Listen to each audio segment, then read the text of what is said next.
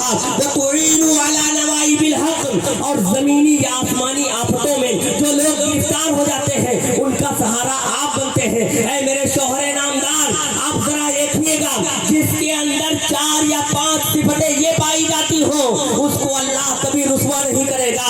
آج ہندوستان میں ہمارے قدم اکھڑے ہیں، تو اے مسلمانوں، اگر تم اپنی بقا چاہتے ہو تو سوسائٹی کے اندر اگر تمہارا بھائی کوئی کمزور ہے تو اس کی مدد کے لیے تم کھڑے ہو جاؤ۔ آج یہاں پر میں آپ سے کہنا چاہتا ہوں، اللہ رب العزت نے تو آیت کریمہ کے اندر یہ فرمایا کنتم خیر امہ، مسلمانوں تم بہترین امت ہو۔ تو بہترین امت کا مطلب کیا ہے؟ اللہ فرماتا ہے اخرجت للناس، اس لیے اے مسلمانوں تمہارا وجود تو دوسروں کے لیے ہوا ہے۔ آپ ذرا دیکھیے گا، اللہ نے ہم کو خیر امت کہا، اتنے میں ہم خوش ہو جاتے ہیں اور ڈینگے ماننے لگتے ہیں ہم تو سب سے بہتر ہیں، مگر آپ کو پتہ نہیں ہے اس کے ساتھ ڈیوٹی کیا دی گئی ہے۔ تم بہتر ہو کب؟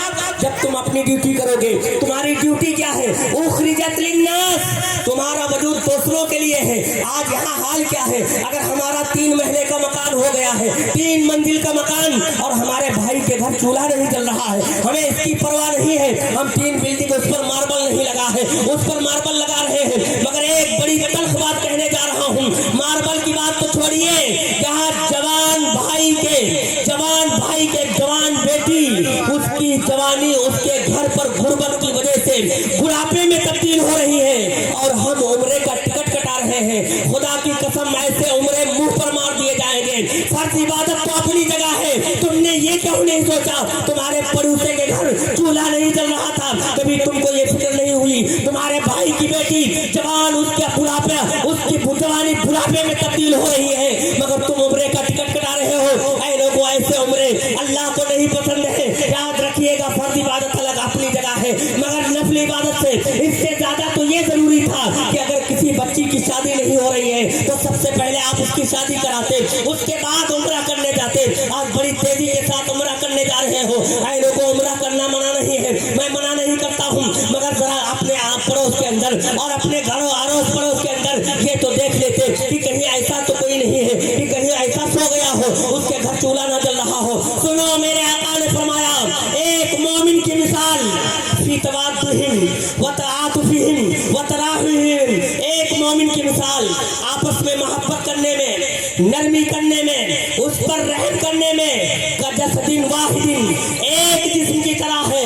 آپ ذرا فرمان رسالت کو دیکھ لیجئے، میرے آقا فرماتے ہیں ایک مومن کی مثال ایک جسم کی طرح، جتنے مومن ہیں آپس میں ایک جسم کی طرح ہے۔ تو اے لوگوں بتاؤ، جسم کے اندر اگر کانٹا پیر میں چبھ جائے تو آنکھ نیندوں کی غائب ہے، اگر کانٹا پیر میں چبھا ہے تو کیا آپ کو یہ محسوس ہوتا ہے کہ آپ آنکھوں کی نیند آپ کو آ جائے گی؟ نہیں، اس لیے کہ کانٹا جب پیر میں چبھا ہے تو جسم پورے بدن کو پورے تکلیف محسوس ہوتی ہے۔ اسی طرح میرے آقا نے فرمایا کہ اگر کسی مومن کو تکلیف میں دیکھو تو آپ کا دل تڑپ ہونا چاہیے۔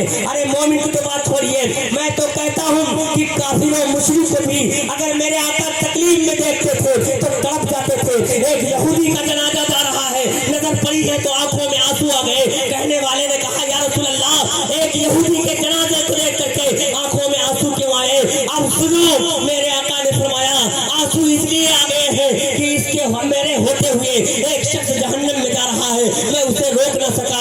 آپ ذرا دیکھو، اے لوگوں، اس وقت مکی زندگی آپ کے سامنے ہے، اگر آپ اپنی زندگی کی بقا چاہتے ہیں تو آپ کا پڑوس کے اندر اگر کوئی پریشان حال ہے تو اس کی مدد کے لیے آپ کھڑے ہو جاؤ۔ اگر کوئی بیٹی جوان ہو گئی ہے، شادی کے لائق ہو گئی ہے تو آپ اس کے بازو میں بازو ملا کر کے کھڑے ہو جاؤ کہ آپ کو گھبرانا نہیں۔ آج اگر یہ طریقے آج ہم اپناتے ہوتے تو آج ہندوستان کے اندر آپ یہ ڈر رہے ہو کہ فلاں حکومت نے ہمارے ساتھ یہ کر دیا، کوئی ڈر نہیں، بلکہ اگر تم اللہ کے رسول کی وہ زندگی 40 سالہ اپنا لیتے، وہ پوری 40 سالہ زندگی آپ کے سامنے یہ بات ثابت کر دے گی کہ اے مسلمانوں گھبراؤ نہیں، تم ایک بن کر کے رہو اور نیک بن کر کے رہو۔ جب تک ہم ایک تھے تو پورا زمانہ کانپتا تھا، آج ہم منتشر کیا ہو گئے؟ آج جہاں دیکھو مسلمان مارا جا رہا ہے، اس کی وجہ کیا ہے اے مسلمانوں؟ اس کی واحد وجہ یہ ہے کہ آج آپس کے اندر اگر مسلمانوں کے پاس طاقت ہے تو آپس